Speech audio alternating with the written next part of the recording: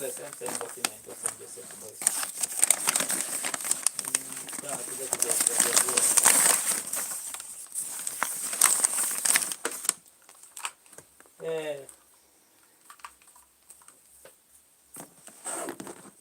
Yeah.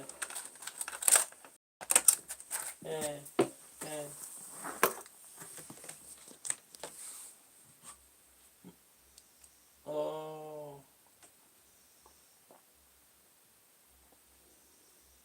Okay.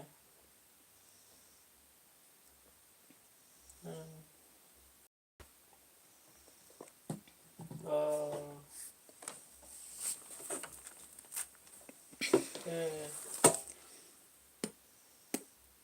Okay. Yeah, it's true.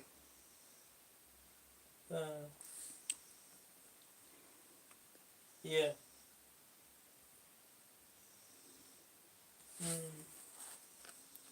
Oh, it's even better. Okay. Viatu uliona aje?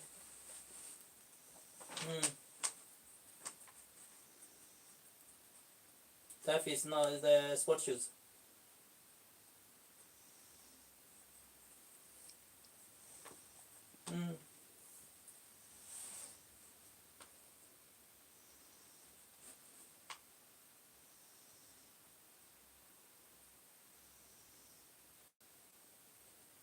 Ati change to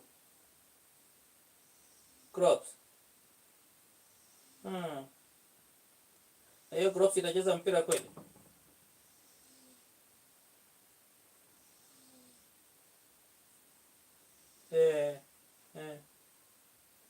Yes, but sports white.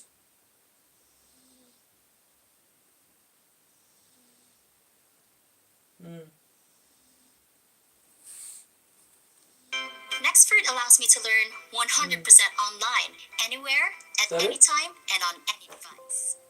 Learning at Nextford happens on campus. Yes. So maybe what you do, nilikuwa tunataka nijue ni nini exactly inapatikana kwa shule ama kwa supplier ile yenye hawezi restrict. Niende nitatafuta nini kesho. Then I think if you can get a photo of at least those sport shoes, it can be better. Ama any sports shoes bora ikuwe white, I don't know.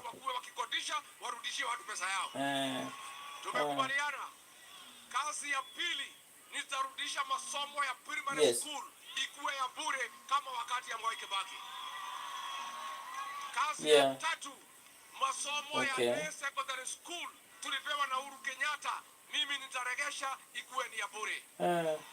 Mambo ya linda mama tulipewa na Uhuru ya Kenyatta, nitarudisha kina mama wakienda kujifungua wasisumbuliwe. Haina shida. Mambo ya extrajudicial killings, mambo ya abduction na kuua vijana, haina shida, ng'ang'ana tuone. Katika Jamhuri ya Kenya. Na wale askari wote waliua watoto wetu, wote watakamatwa na waende kotini. Ni viatu. Maliza tuone kama ya mattress anaenda nayo pia. Kama bado itakuwa inabidi tuchukue huko. Ni sisi ama ni yeye? I already bought. Aende asiende. Lakini Kimbo, niko na swali moja tu. Ukienda kwa debe ukute ni Kalonzo na Kasongo, utachagua nani? Ati nani? Watakuja kuongeza admission namba kwa mattress. Mkute ni Rigiji. Kuna mtu kuchora huko. Utachagua nani? Ati nani? Ati nani? Na kwa bahati mbaya uende kwa debe ukute ni Kondoo na Kasongo, unachagua nani? Hapana, mtashika swali. Mkienda mkute ni Kondoo na Kasongo, hiyo kazi ya kulebu, utachagua nani? Okay. Alafu exercise books. Wangapi wanasema Kondoo? Kondoo, Kondoo. You confirm the number of pages, Shule sikiza itengeneze. Pia tunaambia William Ruto awache tabia mbaya ya kupiga watu kwa kanisa. Awache tabia mbaya ya kupiga watoto na tear gas kwa kanisa. Hiyo si mbaya. Na akiendelea hivi Akiendelea Green hivi. pepper. Akiendelea hivi. Tutamfanyia nini? Acha tuone kama iko. Sijaangalia mambo ya green pepper. Mimi nataka niongee na wale jamaa kutoka sehemu ambao hawataka kujenga mashule.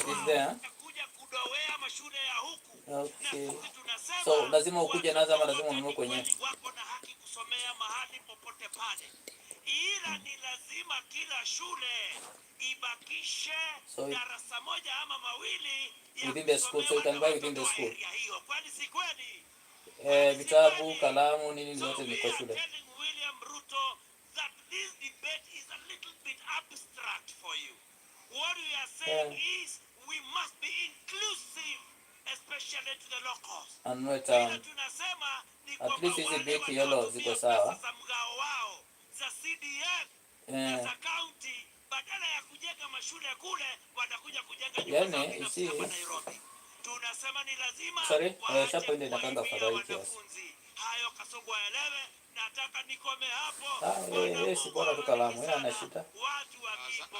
Lakini raundi hii tumesema wanafunzi hajaanza kuwa na preference ya kalamu. Na tumetoka na yeye. Hajaanza kuwa na preference ya kurudisha kalamu ya 100.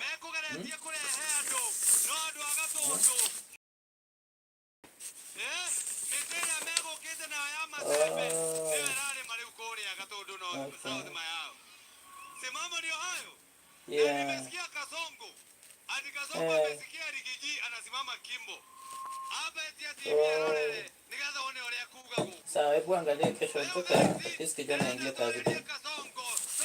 Tumaliza sisi neno za sisi moja. Kesho kama ingie, sawa kwanza kufanya mambo mengine. Kasongo wewe. Asante. Wewe Kasongo wewe. Tunakupeleka nyumbani. Harambe. Harambe. Wewe Kasongo. Mwaka ujao. Tunakupeleka nyumbani yake ya nani? If you in need of office petitioning or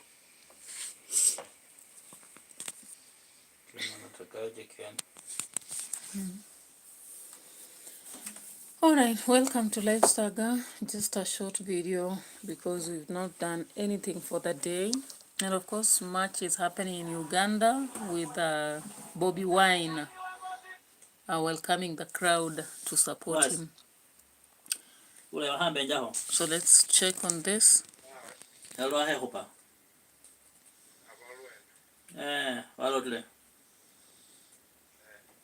Okay, sir. Mkilo kadra mapema hole tu.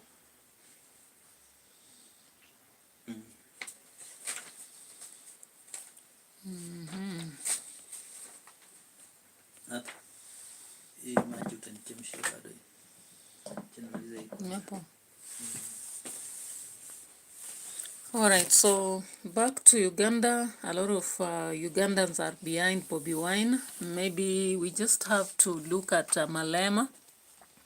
Malema once told Uganda that the only solution they have is to have possibly Museveni retiring. But before that, let's look at Moses Kuria. Moses Kuria, of course, did argue out that he was not standing with the government. But, of course, all those who are very critical about his move understand that that was just a move that he was making to see maybe the reaction of Kenyans. But finally, the Mbere aspect has been confirmed because he stood the other day standing and saying that he cannot let the Luyas, the Coast people, and the Luo people to be on the table while he will be not, he will miss out. So generally, as I said, I've said consistently, politicians always bargain for shares. Either shares for their houses, for their stomachs, or for their pockets. And of course, that's exactly what Moses Kuria has proved when he stood out to say the following. Let's just check on him. Work today is broken. A simple task turns into a time-consuming mess because work's growing. Asanteni sana.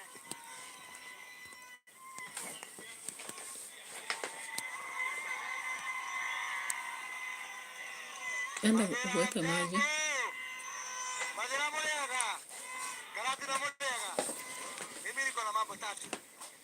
Kumbe hata ungeweka kwa thermos. Hiyo vile umebeba hivyo smaji anaweza mwagika shule. Nilikuja hapa leo nikasikia rais yako. Nikamfuata huko Kabiroini. Na 15,000 kutoka Sugoi pesa. Nikakuja hapa nikauliza hao watu walipewa pesa ni vijana wa Sugoi. Ni vijana wa hapa Nyeri. Ni vijana wa Kirinyaga. Ni vijana wa Nyandarua. Ni vijana wa Murang'a. Hii manyumba ni watu wote wanakaa hapa. Vijana ambao wanafanya kazi hapa ni Eldoret. Jamani, mimi nataka kwa watu eneo hili. Nana wasi. Damu raida na geteo adoito. Tutige kama mathabu makogoa. Neguo. Tutige kama mathabu mawe katia. Na wacha niwaambie sababu mimi si wafichangi. Hapa mbele watu wanakaa kwa meza. Mimi ni mtu ambaye anasafiri. Watu wa kule kwa Wajaruo wanataka kukaa kwa meza. Waruya wanataka kukaa kwa meza. Watu wa Koso watakaa kwa meza. Hiyo meza itakaliwa bila sisi. Mnataka hiyo meza ikaliwe bila sisi. Mnataka wale watu strong wakuwe kwa hiyo meza. Mnataka Profesa Kindiki kuwe kwa hiyo meza. Kimani Kishogo kwa hiyo meza. Moses kwa hiyo meza. Huyu wa Matika kwa hiyo meza. Huyu wa Mombi kwa hiyo meza. Kana mko na hizo shindano tutalikuwa neguo. Mwisho. Mimi nataka kuwatuma. Nataka kuwatuma kwa mtu mmoja. Niyo mwera mudoso ni wa yedele muwe. Mwera niye ndiko hero kenyori ne mudu. Alaka kocho kazira gutoneke. Alaka kumia ile mara musapoti metako kaza. Mako musapoti metako jagi. All right, guys. So Moses Kuria, if you thought that Moses Kuria was retiring from politics, then you are lost, because no politician retires. Politicians don't retire, just like we always have the song that says, the soldiers never tire.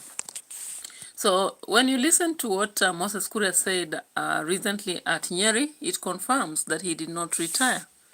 He only possibly went out to create space for, campaigning and easily diversing the country to the Mulima. So, of course, when you look at the latest news, even at 7, the K10 and all other news reporters indicated that Ruto has been able to climb the mountain again.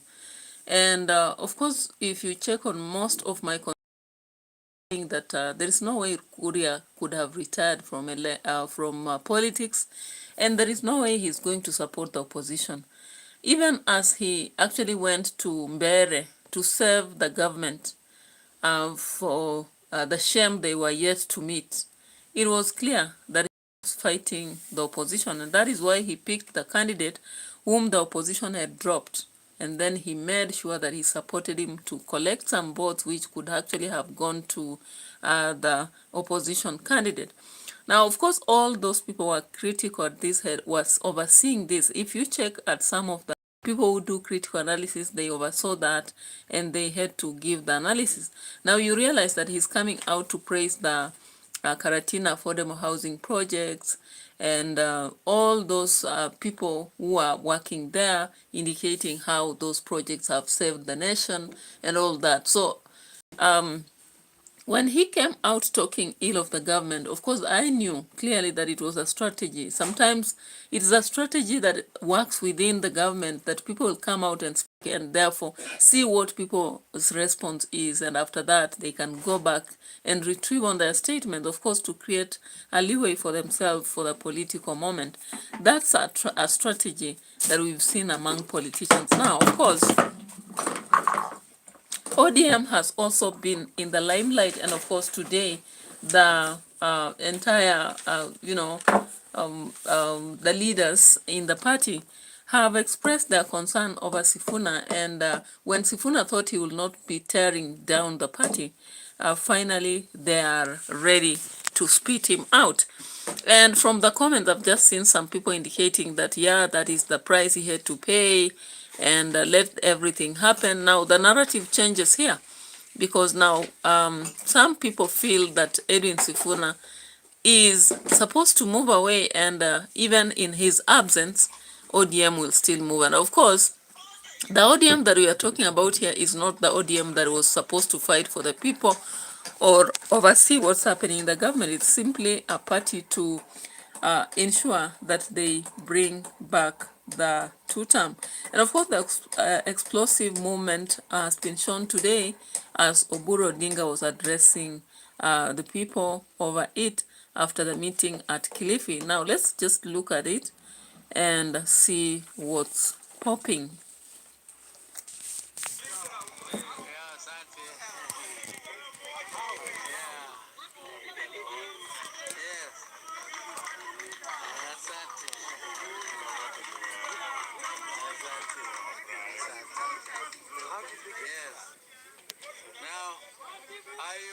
Are you ready? Are you ready? You are ready? I'm saying members of the press. Are you ready?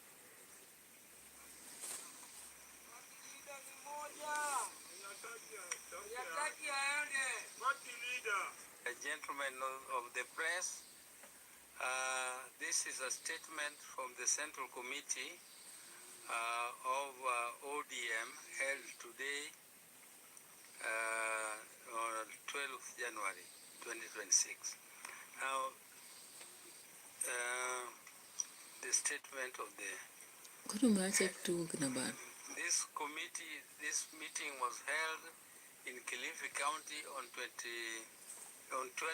January 2026. The Central Committee of the Orange Democratic Movement ODM met in Kilifi County on January 12th, 2026 to review the political, organizational, and strategic state of resolved as follows.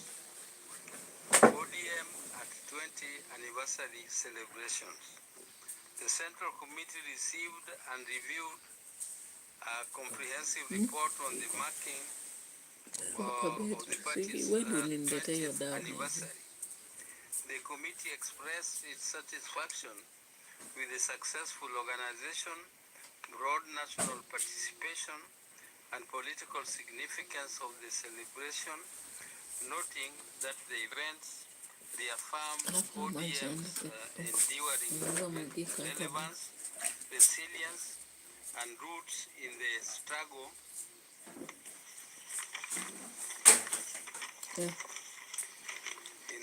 for democracy, social justice, and inclusive governance.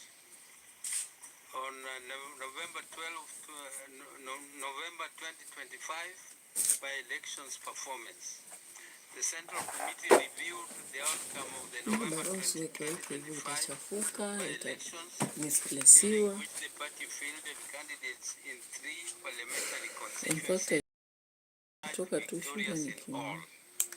The committee noted with appreciation the confidence demonstrated by voters in ODM candidates. Early preparations for the 2027 elections. The Central Committee noted that general elections will be held next year and resolved that the party cannot afford to wait to begin preparations. The committee directed that structured work commence immediately towards positioning ODM not only to contest next year's general elections, but to form the next government, including policy development, organizational readiness, coalition building, and candidate preparedness. Review of the progress of a 10-point agenda, especially compensation for victims of protests. The Central Committee resolved to continue the review of the implementation of the, especially the unresolved matter of compensation for victims of public protests, noting that the courts have declared the proposed panel of experts on compensation of victims of demonstrations and public protests unlawful. The committee resolved to propose that any compensation monies be channeled through the Registrar of Political Parties found to be fully compliant with Political Parties Act.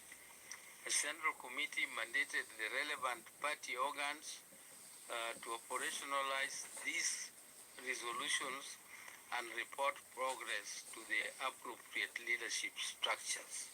Issued ODM Central Committee, Kilifi County, January, who sent his apologies for this meeting. He missed his flight.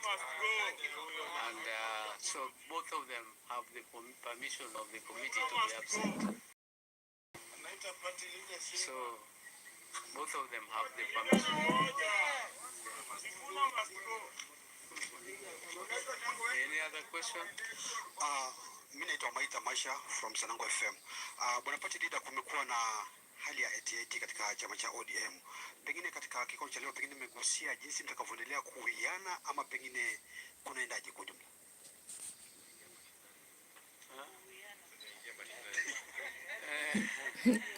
Lakini unasema kuna tofauti kati ya members ya party. Hakuna, ile yote ambayo inaendelea ni demokrasia tu, kwa sababu celebrations. The Central Committee, Kilifi County, January 12. Pengine katika kikao cha leo pengine mmegusia jinsi mtakavyoendelea kuwiana ama pengine kunaendaje kwa jumla?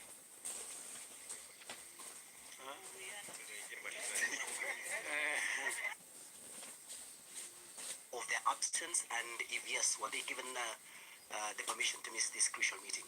Thank you. Yes, the two, Honorable Sosi, who is the deputy party leader, is in South Africa, and he has sent his apologies for being unable to attend. He tried to travel, but he was unable to. Honorable SIFUNA also sent his apologies for this meeting. He missed his flight. And so both of them have the permission of the committee to be absent. Yes. Both of them have the permission. Any other question? Mimi naitwa Maita Masha from Sanango FM.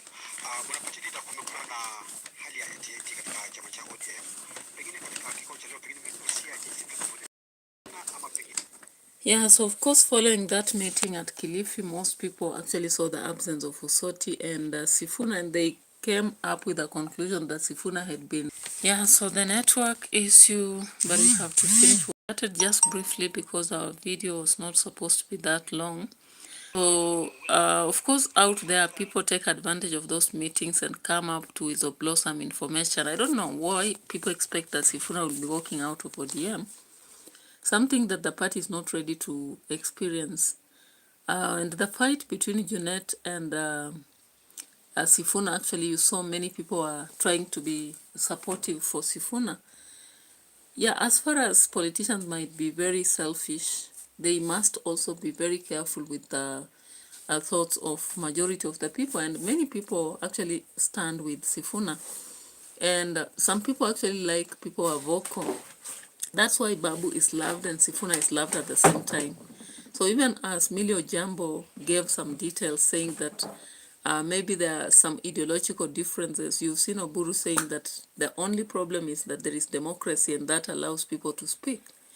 You actually realize that maybe the reason why ODM hangs onto the broad-based arrangement is the fear that we can see even in Moses Kuria, Mutahi, among others. And that is why you see now the narrative of the mountain has changed. And you might just be in for a surprise. For those who kept singing one time, you might just be in for a surprise. Anyway, let's get to Uganda and just brush a little bit about what's happening there.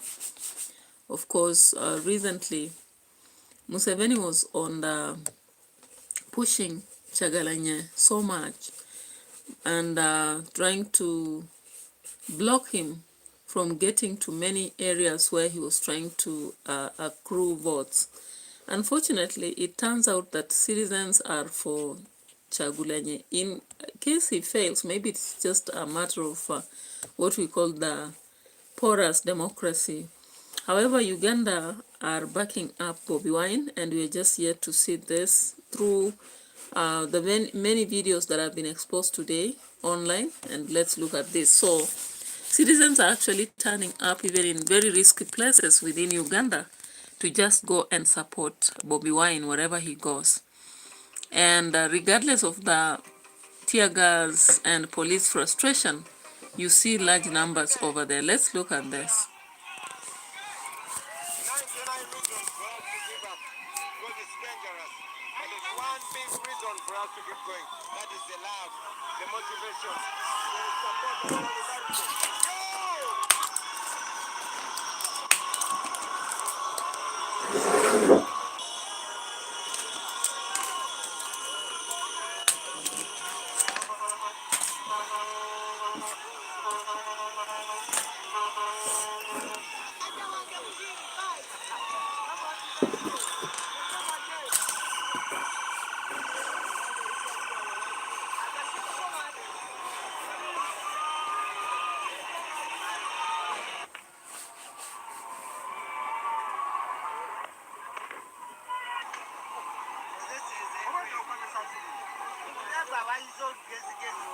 They're scared of the people. They know that the people are voting out a dictator. But as you can see, all the military and the police are under capture. What they're doing is illegal. They're being given, they're being given illegal orders to torture people, to beat up people. But the people are not giving up. The sound you hear, those are sound bombs and tear gas canisters exploding among innocent people.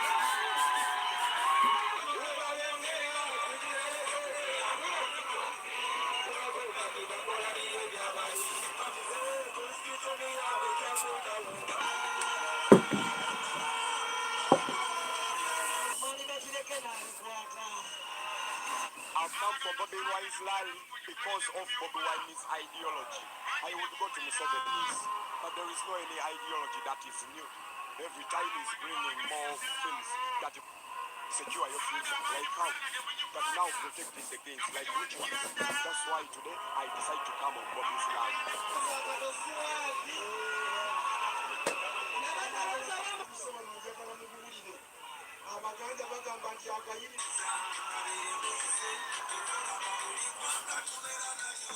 Now, of course, the web of the Gen Z is cutting across Africa from the time we began watching Cameroon, Ghana, and all the way to the rest of the nations we've been watching, and including Nigeria, partly Sudan, recently Somali, and then we came to Guinea-Bissau, Burkina Faso, and of course all these other nations.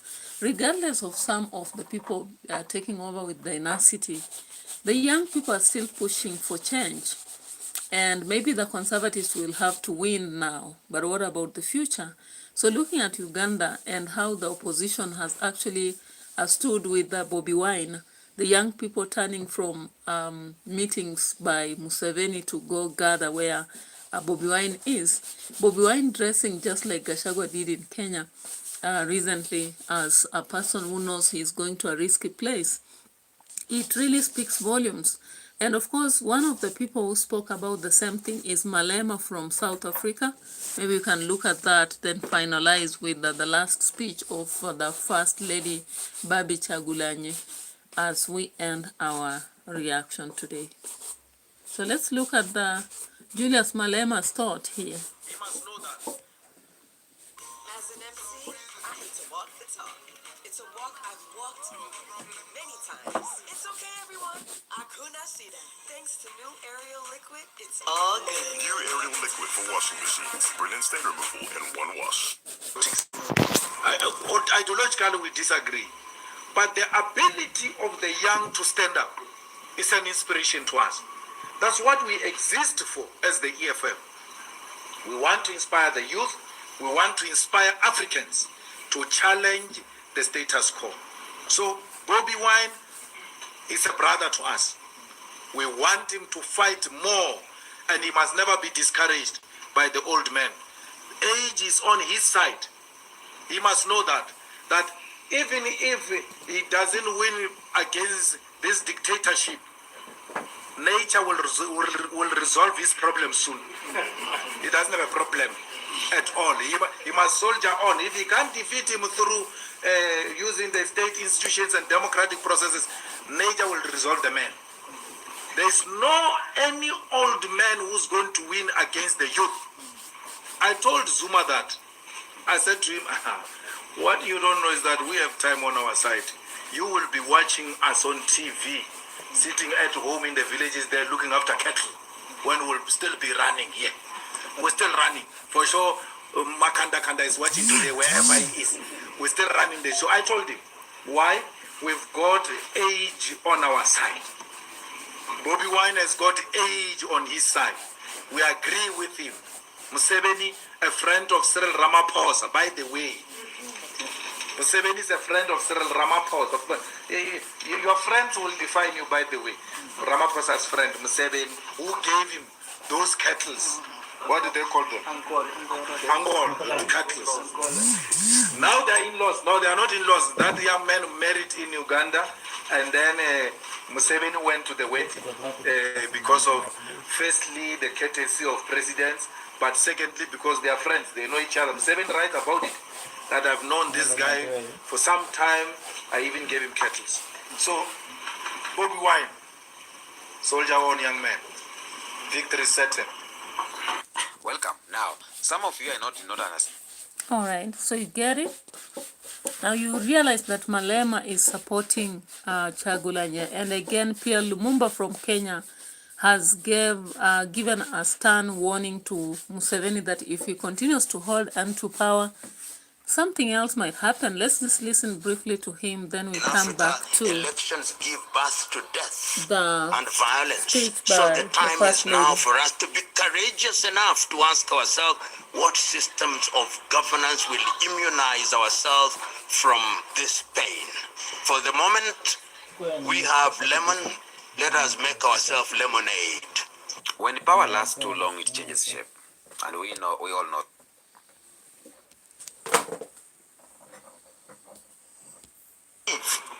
If you want to hold a political rally, you go and hold it somewhere else, not in church. Why is it that they do in church? They don't do it in the mosques. Why?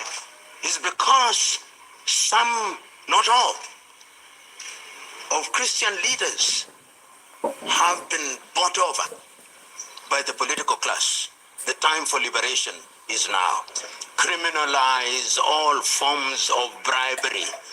Whether the bribery takes the form of a bag of rice, whether it takes the form of cash, whether it takes the form of food which is offered, easier said than done.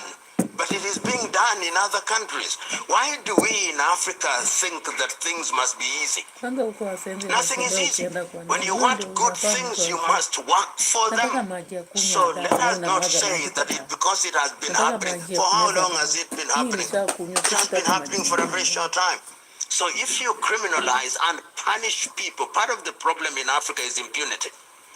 People kill without consequence. People maim without consequence. People loot without consequence. The day we begin to punish people, that is the day people will begin to know that if you do the wrong thing, then you spend time in Luzira. You are wearing borrowed clothes. We inherited a system. Yeah, so of course Pierre Lumumba talked about it, and UN has also raised a lot of alarm over repression ahead of Uganda's election. So we hope that all will be run well and there'll be no bloodshed at all, because actually action has to be there, but effect on the people, the common citizens, is a problem in most of the African nations. Whenever elections are conducted, of course, the real people who are conducting or rather participating in elections at a personal level are always safe because they know how to protect themselves, but the citizens suffer. So let's finalize with the speech given by the First Lady. Let's see if it's showing up. Then we, not actually the First Lady, but the wife to Bobby Wine. That's what I wanted us to look at. Just in case we don't get it, then we'll save it for another moment. So let's check on this. Every day. Where is this? Here it is. Everywhere. Wanike flaga twebaza omutonzi. Ayi Mukama Katonda waffe omulungi. Tukwebaza olw'olunaku lwa leero. Tukwebaza okutuyisa mu gino emyezi 3 egya kampeyini. Tukwebaliza pulezidenti waffe. Tukwebaliza bannayuganda abayimirira ku mazima. Tukwebaliza abo abayimiridde ne boogera ebyo byonna abalala bye batya okwogera. Tukwebaza olw'obuvumu. Tukwebaza olw'obukuumi. Ne ku ssaawa eno tukwebaza obudde obulungi. Tukwebaza kubanga oli mu makati gaffe bye twagala obimanyi era ojja bituba. Tusalye nga tukiriza mu linnya lya Mukama omutonzi omukulu. Amiina. People power. Our power. Mr. President, sabone wontuula. Abantu ba Kampala Central. Ogundeese leero mumpulira. People power. Our power. Saba mumpeeyo just eddakiika 2. Ekindeese kwebaza. Nsooka kwebaza mutonzi. Omutonzi oyo ali waggulu. Amanyi bye tutamanyi. Amanyi ebiseera byaffe eby'omu maaso. Era yatuteekekera edda gye tulaga. Saba nammwe mumwebaze. Alright, so that is it for now. Maybe let's meet later and have other discussions. Bye bye for now.